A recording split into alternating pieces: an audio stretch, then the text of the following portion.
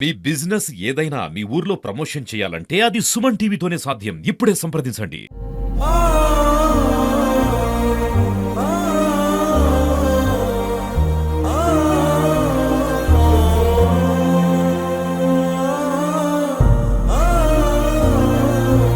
విజయవాడ అనంతపురంలో విషాదం నెలకొంది. ఒక తండ్రి అప్పుల బాధల తాళలేక ఆత్మహత్య చేసుకుందామని సైనైడ్ ఇంట్లో పెట్టుకున్నాడు. ఆ సైనైడ్ ఎందుకు వచ్చింది అంటే అతను బంగారు వ్యాపారం చేస్తారు కాబట్టి వాళ్ళ దగ్గర అటువంటి సైనైడ్‌కి సంబంధించిన పదార్థాలు వాళ్ళ దగ్గర ఉంటాయి. సో, దాన్ని ఆయన ఇంట్లో పెట్టుకున్నారు. ఎవరు లేని సమయం చూసుకొని ఆ సైనైడ్ తాగి చనిపోదామని అనుకున్నాడు. కానీ ఏం జరిగిందో ఏమో తెలీదు గానీ ఆయన మొత్తం ఫ్యామిలీ మెంబర్స్ అందరూ బయటికెళ్ళిన టైంలో ఆయన ఐస్ క్రీమ్ కప్పు ఇంట్లో ఫ్రిడ్జ్‌లో ఉంటే దాంట్లో ఆయన ఐస్ క్రీమ్‌లో సైనైడ్ కలుపుకొని తిన్నాడు. అదే టైంలో ఆయన ఎవరైతే ప్రస్తుతం నా వెనకాల కనబడుతున్నారో వాళ్ళిద్దరూ కూడా తండ్రి కొడుకులు కనబడుతున్నారు కదా!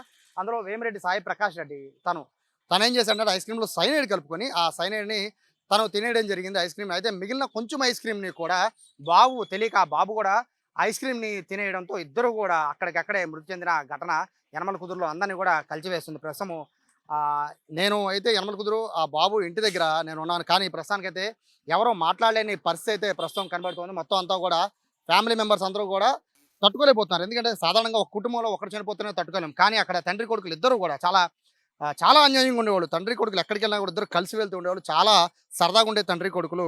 తండ్రి చేసిన ఒక చిన్న తప్పు వల్ల కొడుకు కూడా తన ప్రాణాలు కోల్పోవాల్సిన పరిస్థితికి ఇక్కడ మొత్తం వ్యవహారం వచ్చింది. అంటే మొత్తం అందరూ కూడా ఇక్కడ ఉన్న వాళ్ళందరూ కూడా కలిచివేసే అంశంగా దీన్ని భావించొచ్చు. ఇక్కడ మరొక ముఖ్యమైన విషయం ఏంటంటే తండ్రి ఐస్ క్రీమ్‌లో సైనైడ్ కలుపుకున్నాడు. ఐస్ క్రీము తెలియక సైనైడ్ ఉన్నదని తెలియక కొడుకు కూడా దాన్ని కలిపి తిన్నాడు అనేది కుటుంబ సభ్యులు చెప్తున్నారు. కానీ ఆహ్, ఒక ప్రసన్న మనం చూస్తున్న ఏదైతే ప్రకాష్ రెడ్డి ఉన్నాడో అతను తన ఫ్రెండ్‌కో మెసేజ్ పెట్టాడు. నేను తక్షణ్ సైనైడ్ కలుపుకొని తినేసాము అని చివరి మెసేజ్ ఉంది. సో, దీని వెనకాల ఏముంది అనేది ప్రస్తుతానికి పోలీసులు ఆరా తీస్తున్నారు. అంటే కావాలని తన కొడుకుతో పాటు కలిసి చనిపోవాలనుకున్నాడా? లేదా పొరపాటున కొడుకు తినేసాడు అని అర్థం వచ్చేలా మెసేజ్ పెట్టాడా అనే కోణంలో పోలీసులు దర్యాప్తు చేస్తున్నారు.